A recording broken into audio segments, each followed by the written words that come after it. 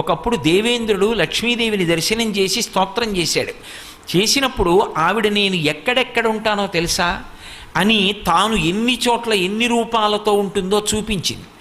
చూపించినప్పుడు కైలాసే పార్వతీత్వంచ క్షీరోధే సింధుకన్యక స్వర్గే చ స్వర్గలక్ష్మిస్త్వం మర్త్యలక్ష్మిశ్చ భూతలే వైకుంఠే చ మహాలక్ష్మిర్దేవదేవీ సరస్వతి గంగా చ తులసీత్వంచ సావిత్రి బ్రహ్మలోకగా కృష్ణ ప్రాణాధిదేవీత్వం గోలుకే రాధికా స్వయం రాసే రాసేశ్వరీత్వంచ బృందా బృందావని కృష్ణప్రియాత్వం భాండీరే చంద్రా చందనకాననే విరజా చంపకవనే శతశృంగే చ సుందరి పద్మావతి పద్మవనే మాలతీ మాలతీవనే కదంబమాలాత్వం దేవీ కదంబ కాననీపి చ రాజ్యలక్ష్మీ రాజగేహే గృహలక్ష్మీ గృహే గృహే ఇత్యుక్త్వా దేవతాః సర్వే మనయో మనవస్తథా రుర్దుర్నవదనా శుష్కకంఠో తాలుకాః ఇతి లక్ష్మీస్తవం పుణ్యం సర్వదేవైః కృతం శుభం.